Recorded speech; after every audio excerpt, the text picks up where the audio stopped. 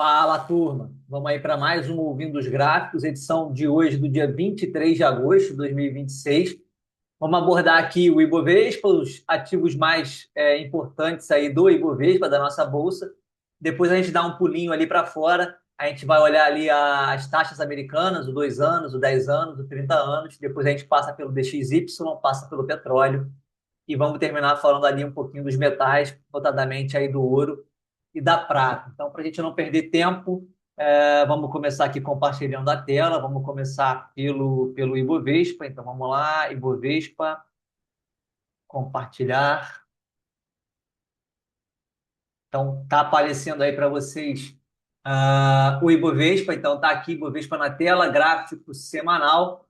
É, Nesse gráfico aqui, como a gente vem conversando nas últimas edições aí do programa, a gente trabalhou numa lateralidade aqui desenhada em amarelo durante muito tempo, ali de 2021 até aqui, ó, 2025, e aí a partir de 2025 a gente fez essa puxada aqui para cima, ó, alinhou o pivô na média de 20 e começou a fazer um zigue-zague ascendente até abril aí desse ano de 2026, e a partir de abril a gente viu esse movimento aqui, ó, de descida mais forte, dos 199 até os 168, 167, perdeu média de 8, perdeu média de 20, voltou aqui nessa região da linha de retorno do canal que foi duplicado, média móvel de 50, e aí se segurou aqui, fez novo movimento de subida, e aí foi a subida dos 167, 168 até os 180, que foi um movimento de pullback na média móvel de 20 descendente do gráfico semanal, média móvel de 20, que depois que a gente rompeu para cima aqui, ó,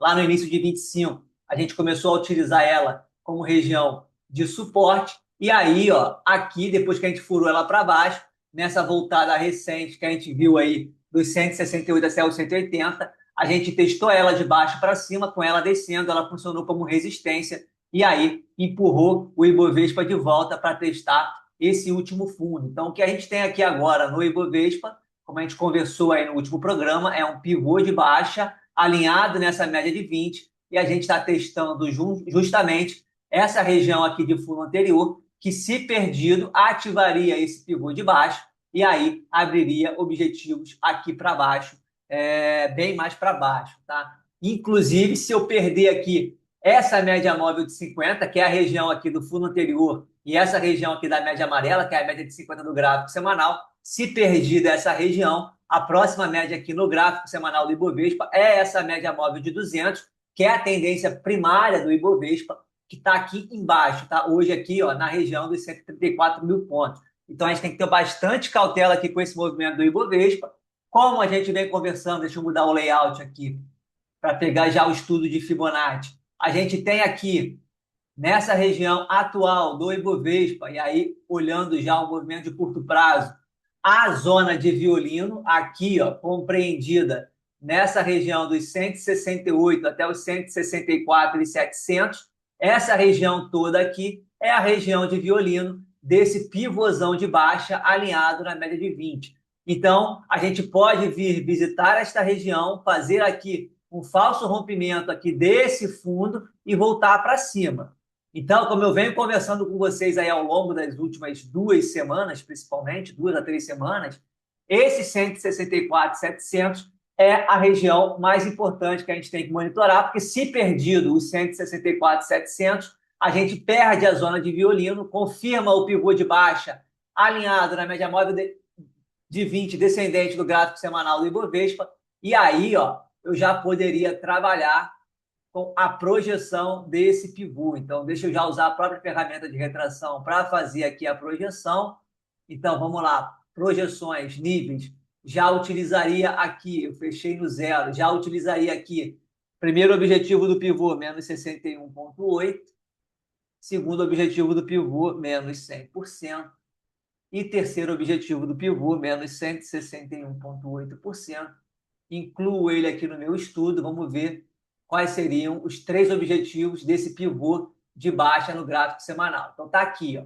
151,300 seria o primeiro objetivo, 141,800 seria o segundo objetivo e 127,600 seria aí o último objetivo por Fibonacci desse pivô de baixa alinhado na média de 20, caso a gente faça aqui a ativação dele com a perda dos 164.700 pontos. Portanto, mais uma vez, reitero, bastante atenção aí nessa região dos 164.700 pontos. E o que a gente teve na última semana aí do Ibovespa? O Ibovespa subindo 2,11%, depois de visitar na semana retrasada aqui, ó, o limite inferior da zona de violino. Nessa semana, a gente fez esse respiro aqui nessa região de violino, média móvel de 50 ascendente do gráfico semanal. Então, a gente continua preservando este fundo aqui. Ainda não confirmamos esse pivô de baixa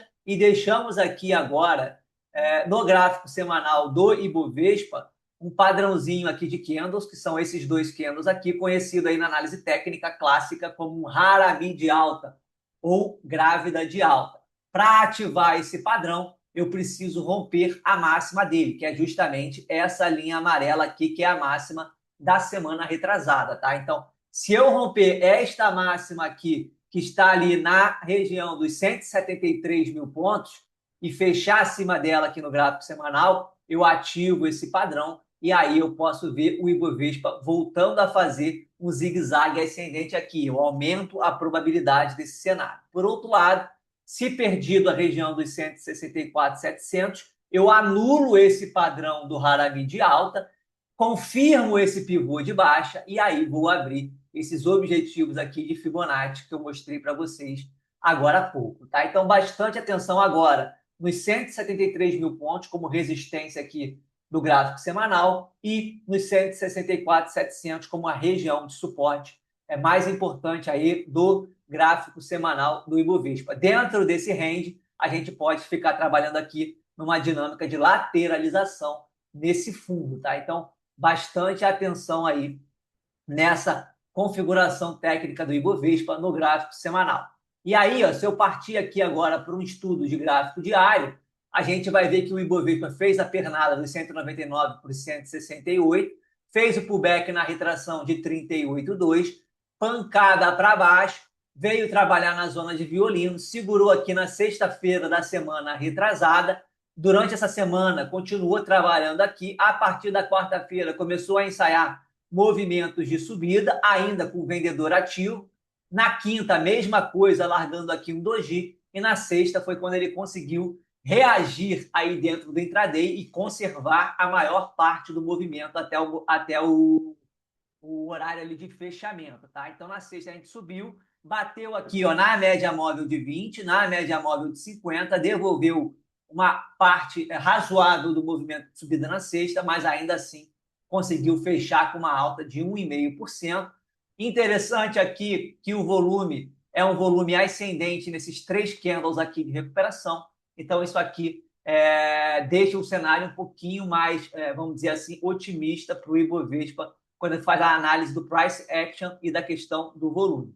Mas, de qualquer forma, a gente continua com uma tendência de baixa, Ibovespa no gráfico diário trabalhando abaixo da média de 200, da média de 50 e da média de 20, tendência terciária, que é a média de 20 descendente, tendência secundária, que é a média móvel de 50, que é a média amarela descendente, média de 20 já cruzou a média de 50 para baixo, e também a gente tem a média móvel de 200 aqui, que ainda é a tendência primária, que ela ainda é uma tendência ascendente, mas se o Ibovespa continuar zigue-zagueando aqui por baixo, ela naturalmente vai ficar flat e vai começar a descer, tá? Então, eu ainda vejo esse movimento da semana passada, olhando esse gráfico diário, como um movimento de pullback, nesse movimento de descida. Só vou começar a ficar um pouco mais otimista caso a gente faça o rompimento dessa média de 20, média de 50, consiga ir para cima delas e aí voltar no movimento de pullback, segurar nelas e retomar um movimento de subida, desenhando aqui, armando aqui um pivô de alta alinhado nessas médias. Até fazer isso, eu continuo um viés mais pessimista para o Ibovespa. Até porque, quando a gente olha a questão do OBV, que é o volume dentro do swing trade, a gente vê claramente que a gente continua tendo uma informação pelo OBV de distribuição, ou seja, dos grandes players se desfazendo de posições de Ibovespa. E como é que eu sei isso? Este fundo aqui no preço era este fundo aqui no OBV. Este fundo aqui agora, no preço, que está na mesma região aqui, já está muito mais para baixo. O nome disso, quando você faz a análise do movimento do preço com o ABV, é Advanced Breakdown. Isso aqui é uma divergência de baixa, que mostra que a gente está vendo aqui um movimento de distribuição, ou seja, os grandes players se desfazendo de posição de Ibovespa e não fazendo uma acumulação. Então, por isso, eu continuo enxergando esse movimento da última semana como um movimento de pullback e não me espantaria em ver o Ibovespa retomando o zigue-zague para baixo, depois de romper a média de 8, voltar aqui na média de 20, na média de 50, e aí retomar o movimento de descida. Como eu falei, só vou voltar a ficar otimista quando o preço romper essas médias para cima, voltar de cima para baixo, testando elas e utilizando elas como um suporte, e aí sim, retomando o movimento de subida para uma eventual onda 3 aqui, de um pivôzinho de alta alinhado nessas médias. Enquanto tiver nessa configuração técnica abaixo de todas as médias, com esse OBV horroroso, eu continuo trabalhando com um cenário base de descida para o nosso Ibovespa. Tá? Então, para Ibovespa, minha visão é essa. No gráfico semanal, bastante atenção aqui nos 173 mil pontos. Se a gente romper aqui isso e confirmar lá no semanal, ativa aquele Harami de alta. Por outro lado, enquanto estiver aqui entre os 173 e os 164.700, a gente pode ver, quem sabe aí, o Ibovespa começando a engatar um movimento aqui de lateralidade nessa região, o que também não seria ruim, porque pelo menos a gente não confirmaria esse pivosaço de baixa aqui, e aí a gente ainda conservaria ali no gráfico semanal um eventual movimento de retorno na tendência secundária, que é a média móvel de 50. O grande problema aqui seria, mais uma vez, se a gente confirmasse a perda dos 164.700, ativasse esse pivô de baixa alinhado na 20, com perda da média móvel de 50, que é a tendência secundária, porque aí, aqui no gráfico semanal, a gente poderia estar abrindo aqui um trade de retorno na média de 200, que é um trade de retorno na tendência primária, que foi o que o Ibovespa fez aqui no gráfico diário, depois que ele bateu lá os 200 mil pontos, se afastou sobremaneira da média móvel de 200, que é a tendência primária, e aí, nesse movimento de descida, a terciária não segurou, a secundária não segurou, e ele voltou justamente aqui na tendência primária, que foi quando a gente segurou, fez esse movimento de pullback até os 180, e depois voltou com uma pancada para baixo para testar esse fundo de novo. Tá? Então, o meu grande receio aqui é que no gráfico semanal a gente ative esse pivôzão de baixo e faça esse movimento que a gente viu aqui no gráfico diário de retorno na 200, a gente veja esse mesmo movimento de retorno na 200 no gráfico semanal. Tá? Então, continuo muito atento aos 164.700 aqui no gráfico semanal e se a gente conseguir romper esse 173, confirmar esse Harami medial com um fechamento acima aqui dos 173 no gráfico semanal, aí a gente vai ter que olhar a média móvel de 20 aqui, e aí a gente partiria para um segundo teste da média de 20, um segundo teste da média de 20 já tem uma probabilidade maior de ser um teste que consiga romper ela com sucesso. Aqui foi o primeiro teste, bateu e voltou, movimento normal. Se a gente consegue romper o 173 e voltar para esse segundo teste na média de 20, a probabilidade de a gente conseguir romper essa média de 20 e voltar a trabalhar aqui no gráfico semanal acima de todas as médias é bem maior. Então, primeiro ponto que eu fico de olho aqui para cima, 173. Se passar do 173, olhar a média de 20, que hoje está aqui ó, nos 177.500 pontos. Porém, contudo, todavia, enquanto a gente estiver abaixo dos 173, eu continuo aqui, e abaixo dessas médias do gráfico diário, eu continuo trabalhando com um cenário base de movimentos de subida serem pullbacks dentro da tendência atual aqui do gráfico diário do Ibovespa, que é uma tendência de baixa terciária, que é uma tendência de baixa secundária, e que já é aqui uma tendência primária querendo ser perdida, uma vez que a gente testou ela aqui pela primeira vez, esboçou uma reação e já voltou aqui para baixo, tá? Então, pelo gráfico diário do Ibovespa, continuo trabalhando com um cenário ainda de tendência de baixa. E aí, ó, falando dos principais ativos, vou começar falando aqui do setor financeiro, gráfico aqui do Itaú. Então, percebam aqui o Itaú, ó. Olha como é que a performance relativa está ruim. Lembrem-se, o Ibovespa nessa semana subiu aí, ó, 2%, 2,1%. Quando a gente vai olhar agora aqui os papéis do setor financeiro, os principais papéis do setor financeiro, ó, Itaú caiu 1% na semana. Isso me mostra o quê? Que o Itaú está com uma performance relativa pior que o Ibovespa, tá? Então, enquanto o Ibovespa subiu 2%, Itaú caiu 1%. O que a gente tem aqui no Price Action do Itaú? Tem aqui, ó, o pivô de baixa aqui também, ó, desenhado, com a pernada para baixa, volta aqui na retração de 61,8, na região da retração de 61,8 e pancada para baixo para testar esse fundo. Também segurou aqui na zona de violino, tá? Ainda não confirmou esse pivôzão de baixa, mas está com uma performance relativa bem ruim. Se perder os 37,40 em fechamento no gráfico semanal, vai ativar o pivô de baixa. Para cima, eu preciso ver o Itaú voltando a conseguir fazer fechamentos acima da máxima da semana anterior, tá? Deixou aqui o martelo na última semana. Vamos ver como é que vai ser o comportamento nessa semana que se abre agora. No gráfico diário, tem aqui ó, o pivôzão de baixa, voltou aqui nessa região de fundo, está desenhando aqui o que pode ser uma deriva, então ó, pancada forte para baixo, segue descendo, mas agora no movimento de deriva. Deriva é um padrão que denota perda de força da tendência e com isso, quando ativada, ela pode indicar reversão de tendência.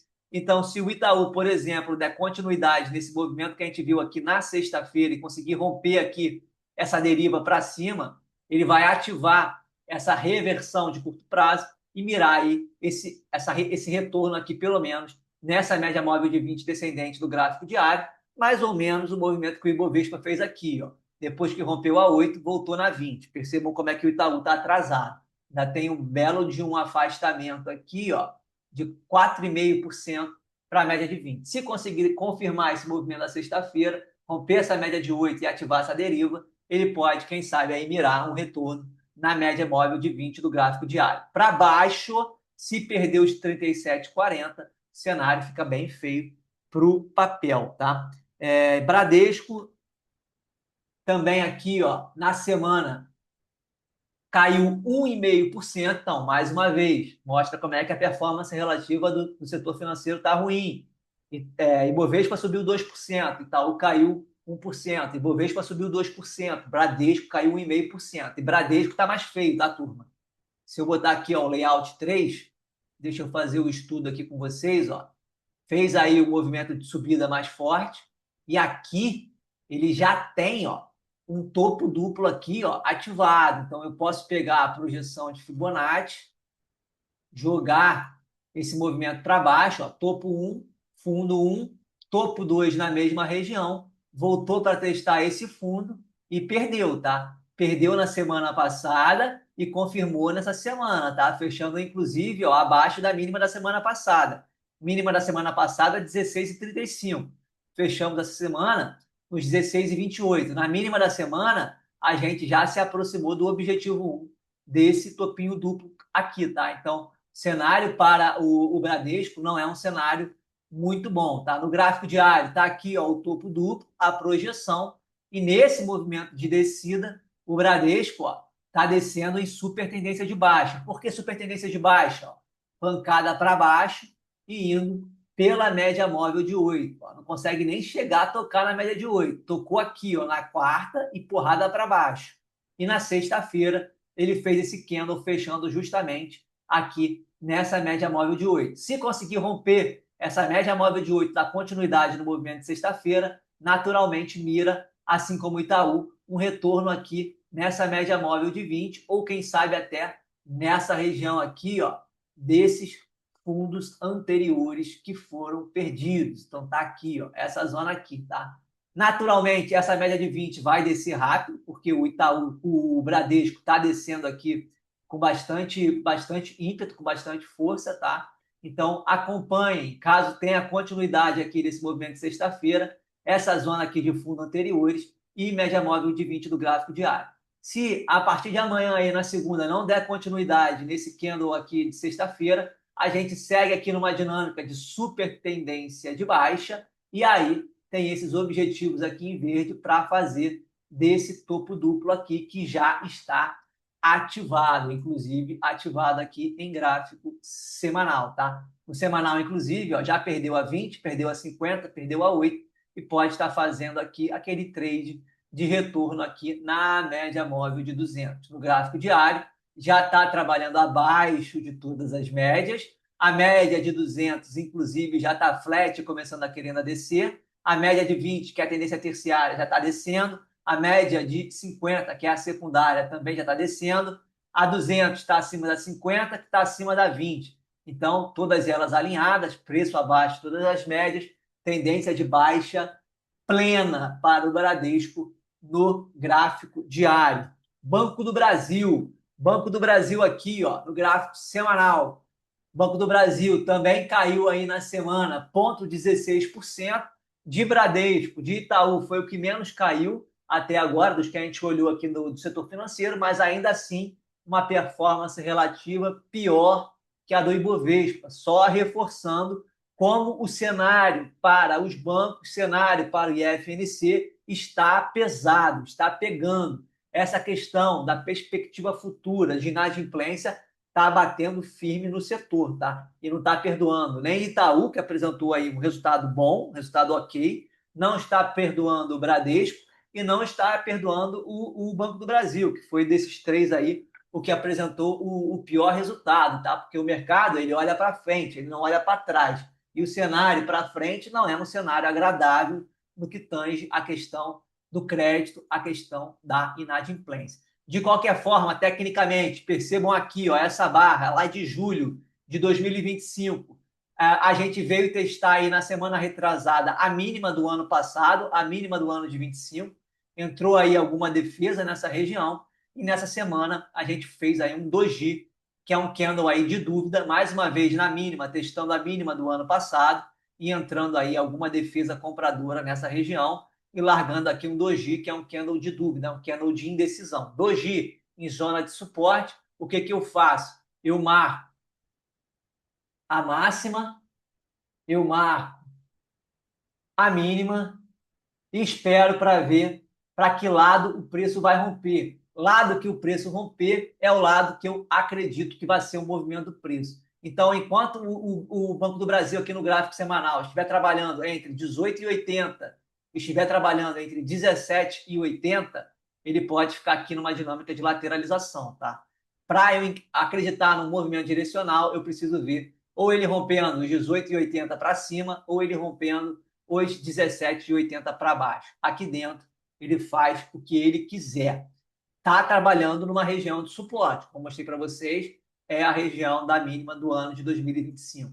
No gráfico diário, olhando o movimento de curto prazo, a gente tem aqui ó, a pancada para baixo do Bradesco, perdeu esse fundo aqui ó, anterior, e aí nessa semana tentou se segurar aqui nesse fundo, na sexta-feira ameaçou ir com mais força para cima, bateu aqui ó, no teste desse fundinho aqui ó, anterior e sentiu, tá? Sentiu, voltou e está trabalhando ainda aqui na região da média de 8. De qualquer forma, se der continuidade aqui à barra de sexta-feira, ou seja, se romper aqui a máxima, a gente pode trabalhar com essa retração aqui em laranja, desse movimento de descida dos 21,60 aos 17,80, e a gente teria esses três níveis aqui da retração como regiões potenciais de resistência e pode abrir aí, quem sabe, um pullback na média móvel de 20. Assim como fez o Ibovespa, a gente pode ver esses bancos também fazendo esse pullback na 20, mas para isso eles precisam confirmar o movimento da sexta-feira. Se não confirmarem, segue aí essa pegada mais firme para baixo dentro do curtíssimo prazo para os papéis desse setor. Tá? Falando de Banco do Brasil aqui só de uma maneira um pouco mais específica, uma vez que a gente abordou bastante ele aí dentro dessa semana, do que aconteceu aí dentro ali do mercado de opções e tudo mais, que a gente veio trocando ideias. Percebam aqui, ó, como é que é, deixa eu apagar aqui, como a gente tem aqui um movimento de lateralização dentro dos 60 minutos. Então, até chamei bastante a atenção de vocês, porque olhando esse movimento nos 60 minutos e olhando o que estava acontecendo ali no mercado de opções, eu vi que tinha alguma coisa se direcionando para esse papel dar um spike para cima. Por quê? Porque a gente viu aqui ó, a pancada para baixo, a subida na média de 20, volta para baixo e não perde esse fundo. Aqui é um primeiro sinal para curtíssimo prazo de uma falha de fundo. Depois que você volta na 20, 10, se não renova a mínima, é aquela dinâmica que eu falei com vocês. Uma eventual subida aumenta a probabilidade de romper essa média móvel de 20. E aí, como ele não perdeu aqui o fundo e voltou a subir, ele rompe a média de 20, utiliza ela, depois de romper, como uma região de suporte, então vai para cima, volta para baixo, não perde mais a média de 20 para voltar nesse fundo, utiliza ela como escora, e aí ó, deixa aqui ó, um pivô de alta alinhado na 20, um pivô de alta, eu chamei a atenção para vocês, até mandei na sexta-feira, isso aqui seria um pivô de pré-rompimento para a ativação de um eventual fundo duplo, que é a falha de fundo, fundo 1, topo 1, fundo 2. Se rompe este topo aqui, ativa o fundo duplo, com um pivô aqui ó, de alta alinhado na 20 de pré-rompimento. Foi o que ele fez aí na sexta-feira, ativou esse pivô de alta, tá? E aí, ó, largou aqui, ó, como é que Fibonacci é lindo. E eu mandei esse estudo para vocês antes do movimento. Pivô aqui, ó, cravou lá, ó. Vou mudar aqui a aparência, vou botar em ciano. Cravou aqui no movimento técnico perfeito, impulso, correção na 20, impulso para cima, pivô de alta ativado nesse candle, foi lá entregar ó, os 100% e depois voltou no movimento de pullback na média de 8, tá?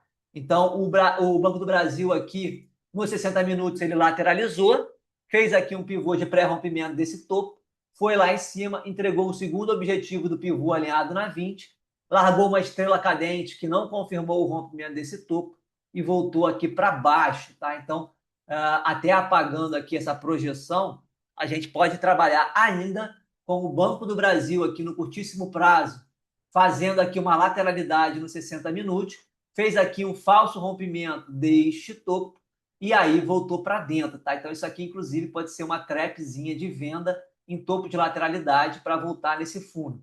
Vai aumentar muito essa probabilidade caso perca a média móvel de 20 aqui, que é a média que foi o calcanhar aqui do pivô de pré-rompimento. Se perder essa média de 20 sem romper esse topo, muito provavelmente a gente vai ver o Banco do Brasil voltando para testar esse fundo. Por outro lado, no curtíssimo prazo, movimentos de pullback até essa média de 20 pode manter aqui ó, um zigue-zague ascendente, tá? Então, vamos continuar de olho aí na dinâmica desse papel aí no gráfico e também continuar monitorando o que os grandes players estão fazendo aí. Lembrando que no final da sexta-feira ali, a partir da parte da tarde, passou um volume gigantesco de operações inputs, acho que foi na Bebaizu 194, se não me engano, depois confirme, está lá no meu Twitter, inclusive às 4h54, 50 segundos também seguiram passando coisas gigantes nessa put, tá? Então vamos ver como é que vai ser o movimento desse papel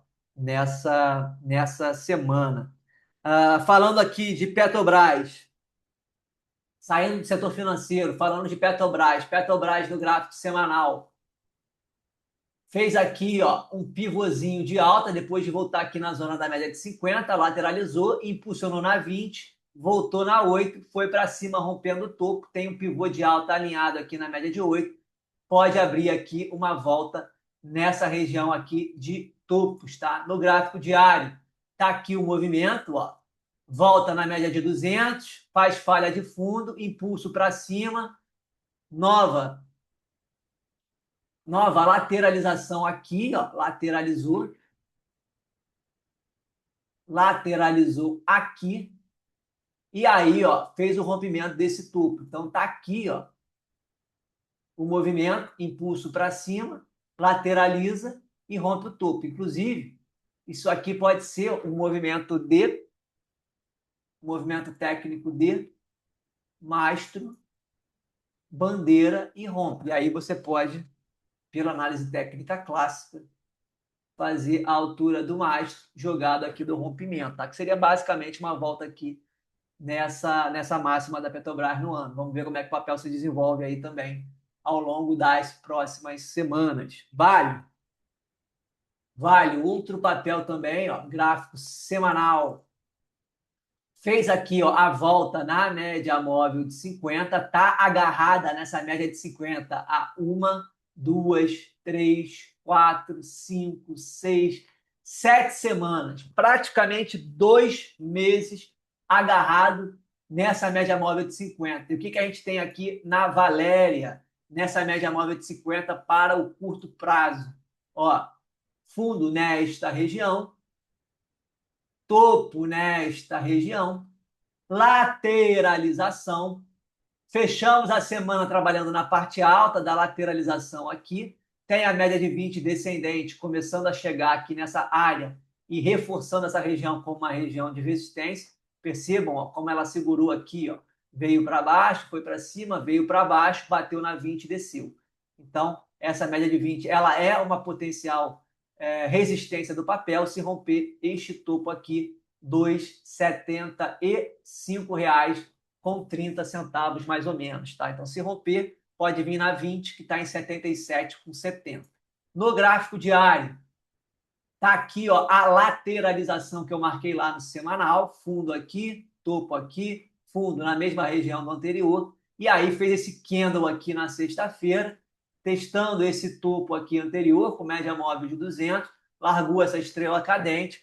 Se der continuidade a esse movimento e romper a máxima da sexta-feira, a gente pode trabalhar com a projeção deste fundinho duplo para cima, tá? E aí abririam esses objetivos técnicos por Fibonacci, lembrando que antes tem essa média de 20 aqui do gráfico semanal.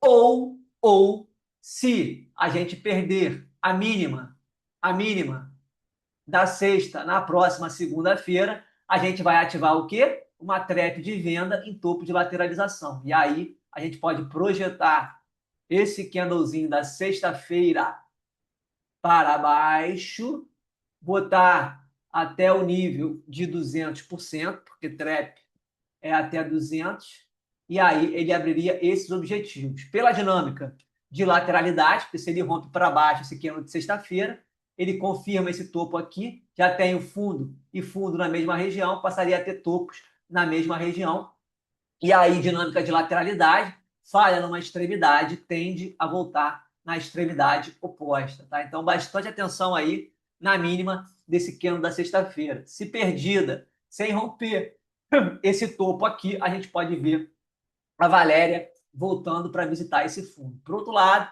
se conseguir romper a máxima aí da sexta-feira, projeta esse fundinho duplo aqui para cima e você vai ter os objetivos por Fibonacci, lembrando de olhar também a média móvel de 20 lá do gráfico semanal. E por último aí, vamos falar da Axia, acho que também é um ativo importante para a gente ficar de olho, também tem um peso relevante no Ibovespa. Então tá aqui, ó, pancada para cima, começa a derivar, ativa a deriva, volta nessa região da retração de 38,2, desse impulso dos 27,60 até os 68, voltou aqui, ó, e começou a fazer o quê?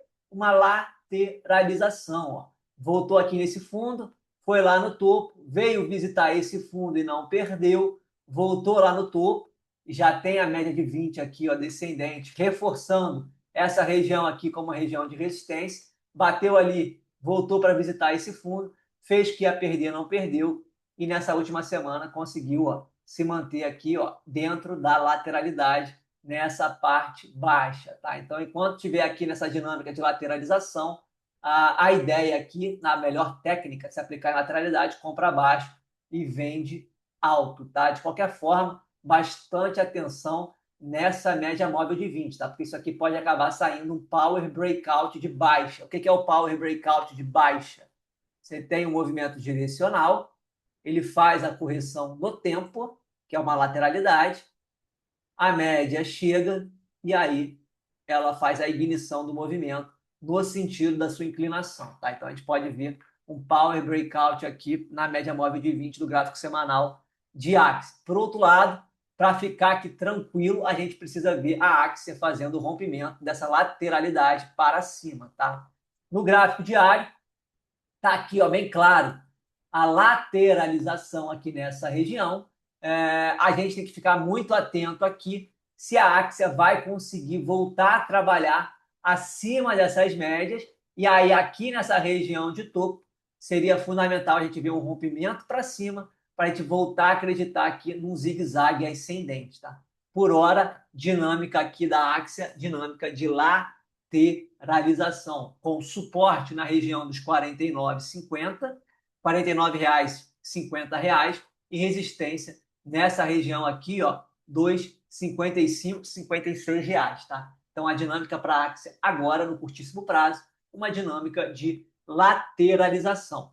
E aí, para partir agora lá para fora, para o programa também não ficar uma coisa muito maçante, vamos falar rapidamente aí da, da questão das treasuries e depois a gente passa aí pelo DXY, pelo petróleo e finaliza nos metais. Então tá aqui ó, na tela para vocês o gráfico de 2 anos lá dos Estados Unidos. A gente teve, depois de 3 semanas aqui ó, consecutivas de correção, que nos trouxe de volta nessa região aqui da média de 20. Nessa última semana, um candle de força, fechando próximo da máxima, indicando aí o que pode ser uma retomada de momento comprador. Então tem que ter bastante atenção agora aqui, ó, na máxima desse candlezinho aqui. Se a gente conseguir romper essa máxima, a gente pode ver esses 2 anos voltando para testar esse topo aí, que é a máxima do ano, tá? No 10 anos, a gente também teve aí, ó, o movimento aqui de rompimento desse triângulozão que ele se encontrava desde 2023 e ele vai dando aí sequência. Nessa semana também fechamos próximo da máxima, maior fechamento semanal do ano, no 10 anos, e também segue aí com baita do momento um comprador, tendo aqui ó, na média móvel de 20 a região aí de suporte de curto prazo para o 10 anos. 30 anos também fez um movimento aqui ó, de rompimento, deu continuidade né, do rompimento que aconteceu aqui nesse candlezinho. Também ó, foi o fechamento semanal, maior fechamento aqui ó, do ano, no 30 anos. Então, tanto 2 anos, como 10 anos, como 30 anos, mostrando força nessa última semana. E aí é importante a gente lembrar o que aconteceu essa semana. Na quarta-feira, a gente teve o Tesouro Americano fazendo um movimento para tentar acalmar essas taxas de longo prazo, taxas de 10 anos, de 20 anos e de 30 anos, aumentando o volume que poderia ser utilizado aí para a recompra desses títulos, tá? Eram 2 bilhões e a partir aí desse movimento do Tesouro, a gente pode ver pelo menos 4 bilhões, ou seja, do dobro para cima, tá? E aí isso cria um movimento de demanda para os títulos, você cria uma maior demanda, você aumenta o valor de face, e aí, como é inversamente proporcional ao valor de face, a taxa tenderia a cair. Mas não foi o que a gente viu, tá? Se a gente colocar aqui no gráfico diário, a gente até viu ali, ó, na quarta-feira, no 30 e no 10 anos, ó, movimentos de queda bem fortes, tá? Tanto no 30 como no 10. Mas na quinta e na sexta, essa queda toda já foi limpada, tá? Tanto no 10 como no 30. No 30 nem limpou tudo, tá? Voltou aqui para a parte alta. Mas no 10 anos, limpou o queda inteiro da quarta-feira. Então, esse movimento aí do Tesouro Americano, para dar um alívio nessas taxas de longo prazo, funcionou ali quando foi anunciado na quarta-feira, mas pelo que aconteceu na quinta e na sexta, fica aí a pulga atrás da orelha se de fato esse movimento do Tesouro vai ter alguma eficácia, tá? E aí qual é o grande problema? O grande problema desse movimento do Tesouro é que ele acaba influenciando nesse rapaz aqui também, tá? Que é o de 2 anos. Por quê? Porque para ele fazer esse movimento lá na ponta longa da curva, ele tem que trabalhar com esses 2 anos. E aí isso aí acaba funcionando como uma gasolina para gerar momento, para gerar força compradora nessas taxas aqui. Então, joga essa taxa de 2 anos para cima. E aí você pode acabar tendo um problema que estava mais concentrado nas últimas 3 semanas. A gente viu esse movimento de arrefecimento dos 2 anos. Você pode acabar gerando um movimento de volta de ímpeto de força compradora para a taxa de 2 anos e também não conseguir acalmar a ponta longa da curva, que é o 10, o 20 e o 30 anos. E aí você pode acabar tendo um movimento de subida, tanto da taxa curta como da taxa longa, tá? E aí acaba o tiro saindo pela culatra, e aí o Fed que vai ter que se virar para resolver esse problema aí, tá? Então vamos ficar de olho aí como é que vai ser a dinâmica nessa próxima semana, principalmente aqui dessa ponta longa da curva americana. Quem teve um alívio com esse movimento e manteve esse alívio foi o DXY. Ó. O DXY na quarta-feira tomou uma senhora pancada para baixo e manteve o movimento direcional para baixo na quinta e na sexta. Não que ele tenha dado continuidade, ele não deu continuidade, até tentou, mas entrou aí uma defesa compradora. Mas pelo menos ele não conseguiu voltar para os níveis que ele estava antes desse anúncio aí do Tesouro Americano. Então, de fato, quando a gente olha o DXY aqui, ele tomou uma naba na quarta-feira e esse valor que ele perdeu na quarta-feira foi conservado na quinta e na sexta. Inclusive, se a gente olha aqui ó, o gráfico semanal do DXY, a gente vê aqui ó, que com esse movimento da quarta-feira, que foi conservado na quinta e na sexta, a gente teve aqui ó, a pancada para baixo, lateralização, fez o rompimento aqui da lateralidade, segurou aqui no 38,2, fez o movimento de pullback no topo da lateralidade, retomou a subida, não conseguiu passar do 38,2, ó, voltou para baixo e nessa semana deu continuidade, perdendo essa LTA. Então, esse rapaz aqui, que é o DXY, que é o dólar, contra uma cesta de moedas mais forte, esse movimento foi interessante, tá? A gente, ao perder essa LTA, ao confirmar esse topo duplo na retração aqui ó, de 38,2, dessa pancada para baixo dos 110 aos 96, a gente denota uma perda, uma volta da perda de força do dólar no mundo e a gente pode ver aí, quem sabe, o DXY voltando a trabalhar aqui em patamares mais baixos, tá? E aí DXY para baixo, em teoria, isso é bom para emergente, isso é bom para commodity. Então, nesse ponto aqui, o movimento do Tesouro, o movimento do Tesouro americano fez aumentar essa fraqueza aí do dólar nessa última semana. E também, quem se deu bem com esse movimento do Tesouro, e a gente comentou aí, já vem comentando nas últimas 2, 3 semanas, e nessa semana ficou mais claro, foi o ouro e foi a prata, foram os metais. Então, o ouro aqui, ó, se a gente olhar essa pernada aqui ó, de 2022 até o topo aqui ó, em janeiro de 2026, a gente fez um movimento de correção na retração de 38,2 e claramente a gente vai vendo aqui ó, uma retomada de momento comprador no ouro, tá? Já ganhando aí, ó, um baita do movimento nas últimas 3 semanas.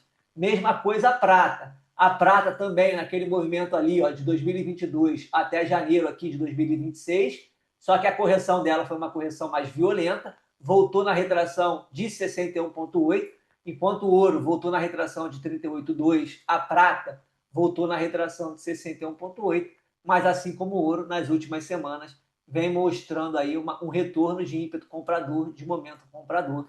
Então, a tese dos metais aí, que foi uma tese muito badalada aí até o início do ano e perdeu o momento a partir aí de fevereiro, março, ela voltou aí nesse último mês com bastante força, tá? E aqui eu estou falando só de ouro e de prata, mas vocês podem olhar o cobre também, tá? Essa tese dos metais voltando e voltando com força. E para finalizar aqui, vamos falar do petróleo. O petróleo nessa última semana ganhou aí mais 5%, tá? No gráfico diário.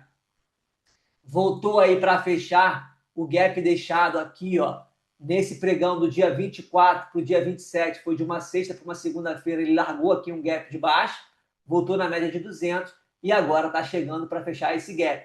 Se não bater aqui nesses 95 e refutar e voltar e dar uma descansada aqui, perder momento comprador, se romper os 95, ele mira uma volta aqui ó, nessa região dos 100 até os 102 dólares. Tá? Então agora, 95 dólares é a região aí, 95 baixo, é a região de resistência de curto prazo para o petróleo, que se rompida abre aqui os 100, 102 dólares. Para baixo, se bater no 95 e voltar, ele pode mirar um retorno aqui nessa região da média móvel de 200, tá? Vamos ficar de olho. Então é isso, turma. Vamos ficar de olho aí né, no movimento dessa semana. Tem muita coisa acontecendo. Aqui no Brasil, o cenário eleitoral começando a pegar fogo. Sexta-feira, depois do pregão, teve aí a divulgação da Datafolha. Confesso que particularmente esperava uma performance melhor do Flávio, diante do burburinho que a gente tinha no mercado aí, de todo o noticiário que a gente viu nas últimas semanas em relação ao Lula e ao Lulinha. Esperava aí que o Lula tivesse tido uma caída um pouco mais forte e o Flávio tivesse ganho aí algum terreno dentro da pesquisa da Datafolha.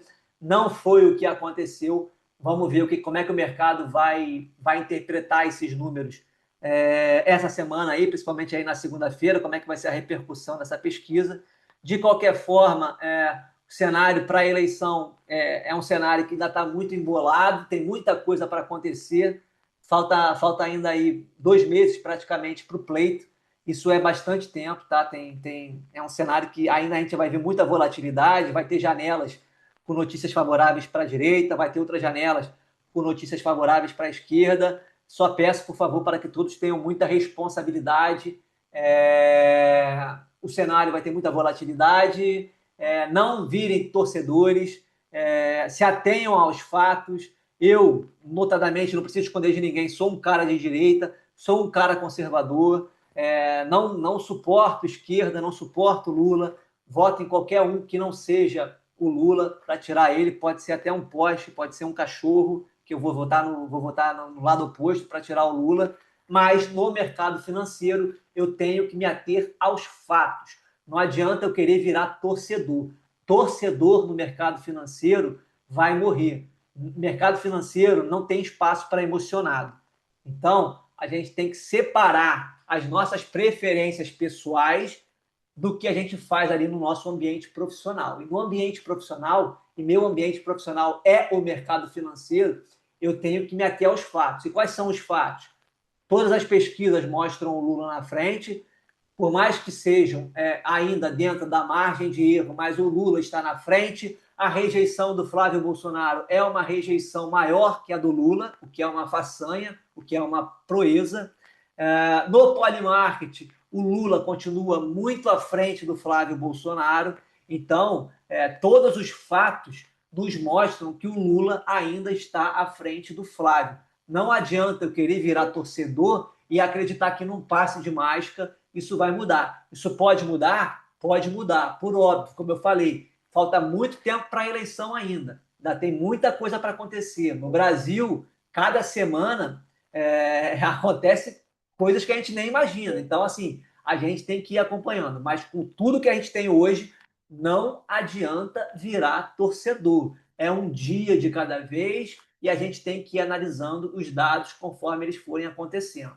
Então, só peço, por favor, que todos tenham muita responsabilidade no tocante a essa janela atual que a gente está vivendo no mercado brasileiro, e o couro vai continuar comendo até a gente ter essa definição aí em outubro, com muito vai e vem, tá? Então só fica essa observação aqui para todos, e a gente volta com o próximo Ouvindo os Gráficos na semana que vem. Um abraço, turma.